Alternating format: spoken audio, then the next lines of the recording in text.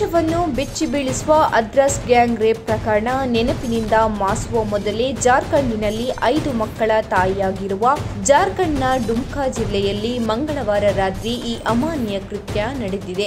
5 ಮಕ್ಕಳ ತಾಯಿಯಾಗಿರುವ ಸಂದ್ರಸ್ ತನ್ನ ಪತಿಯ ಜೊತೆ ಮಾರುಕಟ್ಟೆಯಿಂದ ಹಿಂತಿರುಗುವ ವೇಳೆ ದುಷ್ಕರ್ಮಿಗಳ ಗುಂಪೊಂದು ಇಬ್ಬರನ್ನು ಅಡ್ಡಗಟ್ಟಿ ಬಳಿಕ ಮಹಿಳೆಯ ಗಂಡನನ್ನು ಒತ್ತೆಯಾಗಿ ಇಟ್ಟುಕೊಂಡು ಮಹಿಳೆಯ ಮೇಲೆ ದುರುಳರು ಸಾಮೂಹಿಕ ಎರಗಿದ್ದಾರೆ. ಘಟನೆಯಲ್ಲಿ ಭಾಗಿಯಾದವರೆಲ್ಲ ಪಾನಮತ್ತರಾಗಿದ್ದರು ಎಂದು ಮಹಿಳೆ ದೂರಿನಲ್ಲಿ ತಿಳಿಸಿದ್ದಾಳೆ.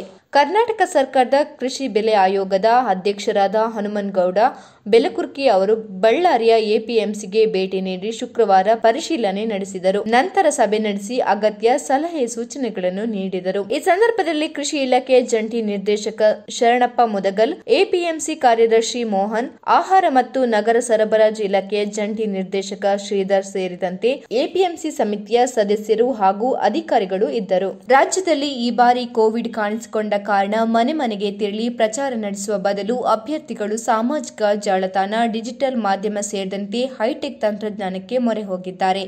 ಸಾಮಾನ್ಯವಾಗಿ ಈ ಹಿಂದೆ ಲೋಕಸಭೆ ಮತ್ತು ವಿಧಾನಸಭೆ ಚುನಾವಣೆಯಲ್ಲಿ ಮಾತ್ರ ಅಭ್ಯರ್ಥಿಗಳು ಆಧುನಿಕ ತಂತ್ರಜ್ಞಾನ ಬಳಸಿಕೊಂಡು ಪ್ರಚಾರ ಮಾಡುತ್ತಿದ್ದರು. ಇದೇ ಮೊದಲ ಬಾರಿಗೆ ಗ್ರಾಮ ಪಂಚಾಯಿತಿ ಚುನಾವಣೆಯಲ್ಲೂ ಮನೆ ಮನೆಗೆ ತೆರಳಿ ಪ್ರಚಾರ ನಡೆಸುವ ಬದಲು ದೊಡ್ಡ ದೊಡ್ಡ ಗ್ರಾಮಗಳಲ್ಲಿ ಸಾಮಾಜಿಕ ಜಾಲತಾಣ, ಡಿಜಿಟಲ್ ಮಾಧ್ಯಮ ಮೊರೆ ಹೋಗಿದ್ದಾರೆ.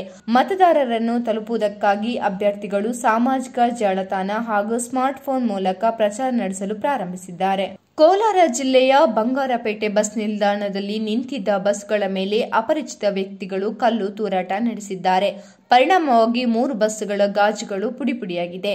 ದ್ವಿಚಕ್ರ ವಾಹನದಲ್ಲಿ ನಿಲ್ದಾಣಕ್ಕೆ ಬಂದ ದುಷ್ಕರ್ಮಿಗಳು ಏಕಾಏಕಿ ಬಸ್ಸುಗಳಿಗೆ ಕಲ್ಲು ತೂರಿ ಗಾಜುಗಳನ್ನು ಪುಡಿಪುಡಿ ಮಾಡಿದ್ದಾರೆ. ನಂತರ ಅಲ್ಲಿಂದ ಪರಾರಿಯಾಗಿದ್ದಾರೆ. ಸದ್ಯ ಈ ಕುರಿತು ಬಂಗಾರಪೇಟೆ ಪೊಲೀಸ್ ಠಾಣೆಯಲ್ಲಿ ಪ್ರಕರಣ ದಾಖಲಾಗಿದೆ. ಗೋಹತ್ಯೆ ನಿಷೇಧ ವಿಧೇಯಕವನ್ನು ವಿಧಾನಸಭೆಯಲ್ಲಿ ಅಂಗೀಕರಿಸಿದ ಬೆನ್ನಲ್ಲೇ ಮುಖ್ಯಮಂತ್ರಿ ಬಿಎಸ್ ಯಡಿಯೂರಪ್ಪ ಅವರು ಇಂದು ತಮ್ಮ ನಿವಾಸದಲ್ಲಿ ಗೋಪೂಜೆ ನೆರವೇರಿಸಿದರು. ಗೋವಿಗೆ ಶಾಲು ಹೊದಿಸಿ ಅರಿಶಿನ ಕುಂಕುಮ ಹಚ್ಚಿ ಹೂವುಗಳನ್ನು ಅರ್ಪಿಸಿದರು. ಸಿಎಂ ಅವರ ಪುತ್ರ ಬಿವೈ ರಾಘವೇಂದ್ರ, ಬಿವೈ ವಿಜೇಂದ್ರ ಕೂಡ ಜೊತೆಗೆ ಇದ್ದು ಪೂಜೆಯಲ್ಲಿ ಭಾಗಿಯಾಗಿದ್ದರು. ಇದೇ ಸಂದರ್ಭದಲ್ಲಿ ಮಾತನಾಡಿದ ಸಿಎಂ, ಗೋವನ್ನು ನಾವು ಅತ್ಯಂತ ಭಕ್ತಿ ಭಾವದಿಂದ ಕಾಣುತ್ತೇವೆ. ಭಾರತೀಯ ಸಂಸ್ಕೃತಿಯಲ್ಲಿ ಗೋವುಗಳಿಗೆ ದೇವರ ಸ್ಥಾನವಿದೆ. ಅವುಗಳಿಗೆ ಪೂಜೆ ಸಲ್ಲಿಸುತ್ತೇವೆ. ಒಳಿತಿಗಾಗಿ ಗೋವುಗಳಿಗೆ ಮೊರೆ ಹೋಗುತ್ತೇವೆ.